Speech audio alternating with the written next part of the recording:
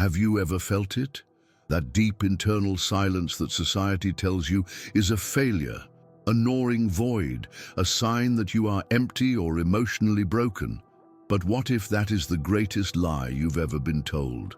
What if that agonizing silence is not your soul's death, but the deafening sound of it preparing to finally speak? What if that feeling of lack is actually the sacred space your spirit has been screaming for?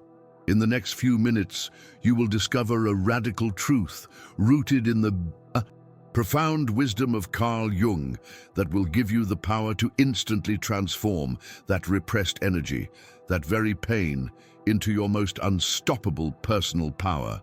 This isn't just a theory, it is the key to your spiritual awakening. Before we unlock this, I have to mention that an incredible number of you who find life-changing value in these videos are not yet subscribed.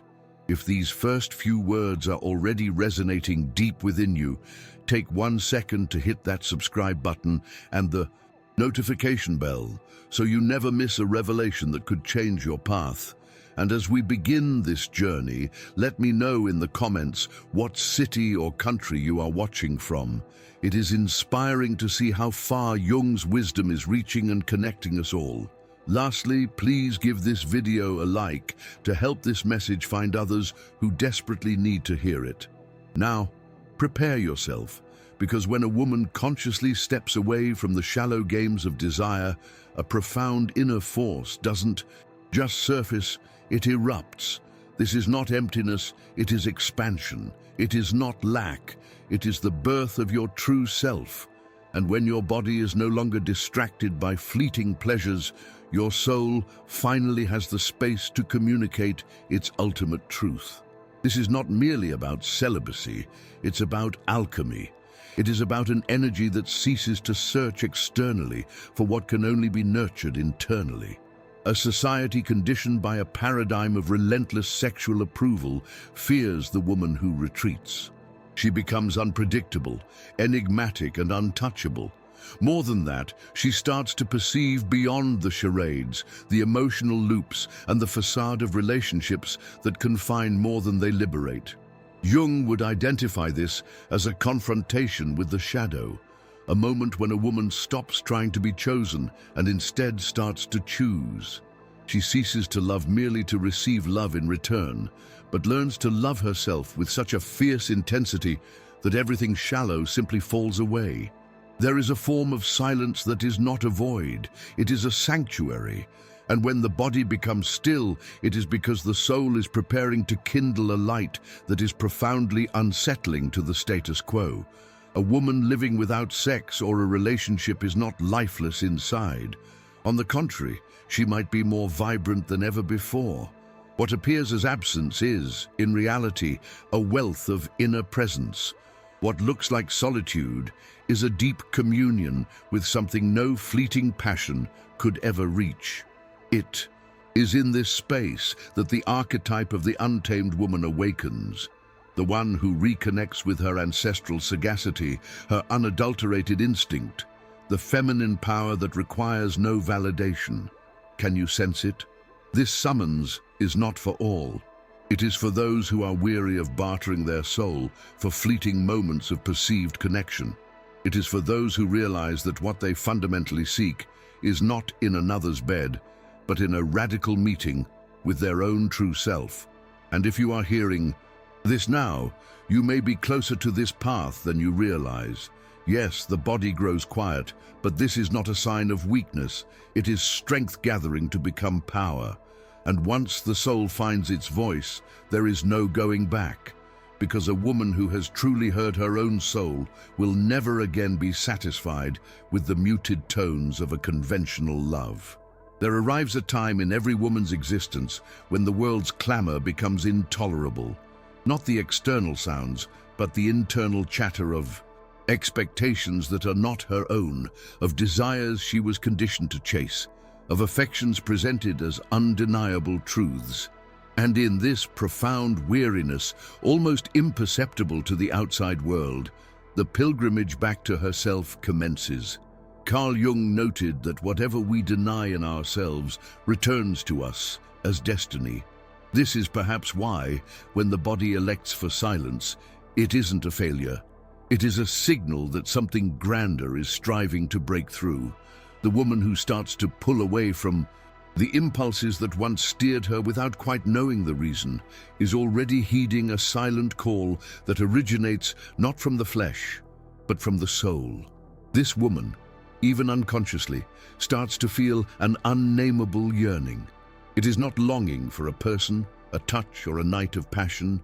It is a homesickness for herself, for a destination she hasn't reached, but intuitively knows is real. In this light, abstinence is not a form of punishment. It is a gateway. By stepping through it, she embarks on what Jung termed the process of individuation, a radical journey toward wholeness, where she sheds the projections once cast upon others to finally see herself.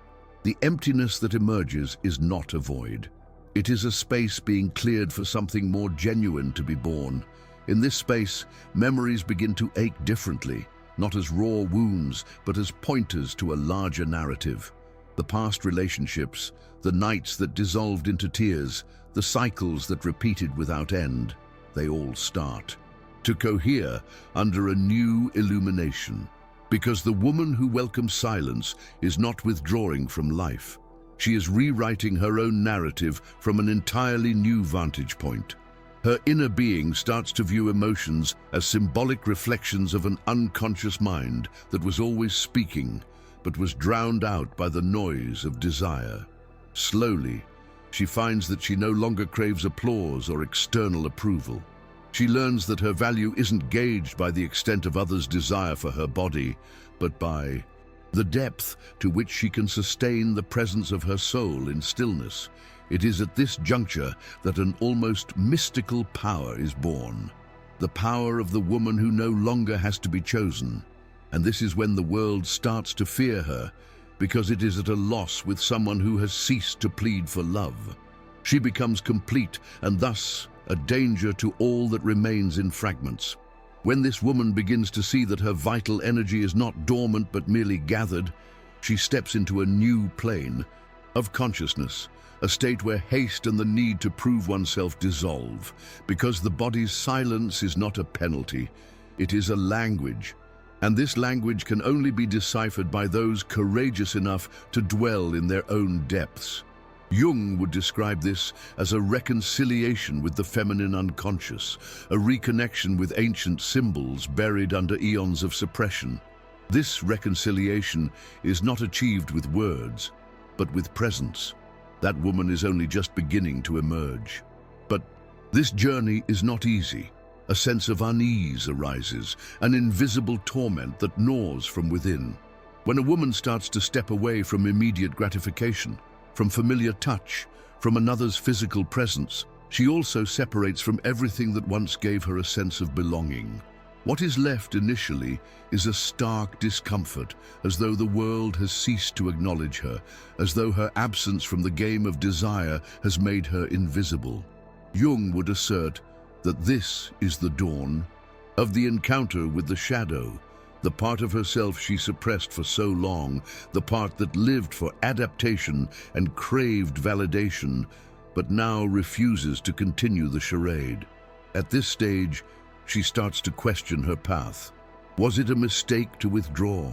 Is she losing her mind? Is she squandering her time, her youth, her chances? Society relentlessly insists that a woman's time is fleeting, that she must always be active, pursuing, being desired, meeting expectations. And suddenly, she fits nowhere. She is not the lover, the partner, the inspiration. She is simply herself. And that can feel more painful than any abandonment. Abstinence now feels like a sentence, but it is not. It is an ordeal, a symbolic pilgrimage that only a prepared soul can withstand. Temptations surface, old behaviors come knocking, convenient invitations reappear. It all seems designed to test her resolve. The most difficult part is that no one in her life grashes what she is experiencing. Friends voice their concerns. Family encourages her to be more social, to avoid seclusion, but it isn't seclusion, it is a deep immersion. and not everyone is equipped to watch someone plunge into the depths while the rest of the world remains on the surface. Jung perceived this as a necessary phase of individuation, the moment the ego enters a state of panic as it loses its grip, and the soul subtly begins to assume control. It is in this silent desperation that many surrender, reverting to old ways, accepting tepid affections, and telling themselves that something is better than nothing. But the woman who perseveres through the tears and the uncertainty is being sculpted by a force far greater than she is. She is being called to shatter the cycle, and cycles are not shattered by force, but by consciousness. The tension she feels is not a sign of a misstep, but of a transition. The cocoon must tighten before the butterfly can emerge, and that is precisely what is happening. A new self is incubating in the darkness of her silence. On a deep level, she knows this, even if she cannot articulate it, even if she's afraid of being too alone, too misunderstood, too intense. There is a voice that does not yell, but persists, a presence that is not seen, but is felt. This presence is the symbol of the archetypal feminine, what Jung called the anima, the bridge between the conscious mind and the great mystery. It is with this presence that she begins a dialogue. And as this internal conversation deepens, so does her understanding. Her body is not on hold, it is engaged in a ritual the modern world has forgotten, but one her soul has always known. Then, a subtle, almost imperceptible shift occurs. A new awareness starts to dawn. What was once mere anxiety now crystallizes into more profound questions. Why did I always require the feeling of being wanted to feel alive? Why is the absence of another so profoundly unsettling? What part of me still depends on the gaze of others for its existence? The transformed woman no longer accepts relationships as a form of anesthetic. She no longer barters her soul for the sake of company. And even if this means enduring long, silent nights, she understands her body isn't in a state of abstinence, but in a state of protection. It is safeguarding a space for something that arises from the soul, not from a sense of lack. The transformation is finalized when she understands she no longer needs to be pursued. She is the origin, the flame, the revealing light. And when this light shines, those who cannot bear its brightness will turn away. Those who approach her later will not do so partially, because a woman who has traversed silence will not accept a dimmed existence. She is no longer open to ordinary connections because she is no longer an ordinary woman. When the body goes quiet, it is the soul that makes the choice. And a soul, once awakened, will never choose what once caused it harm. Then she rises, not as someone re-entering the world, but as someone who is becoming the world. Every action is now deliberate. Every choice is weighed not by the fear of solitude, but by the richness of her own company. The body that was once still now vibrates at a new frequency, more refined, more profound, more authentic. The rush to fill the void is gone. The need to shrink into spaces too small for her expanded soul has vanished. Carl Jung stated that what we resist persists, but what we integrate transforms us. This woman has finally integrated her own sense of lack. She has made a home out of her emptiness and turned her silence into a sacred altar. But there is a detail few will see. She is not waiting for a rescuer, because the woman who has navigated her own darkness no longer needs to be saved. She has saved herself, and that act of self-rescue alters everything. She cannot return to the way things were.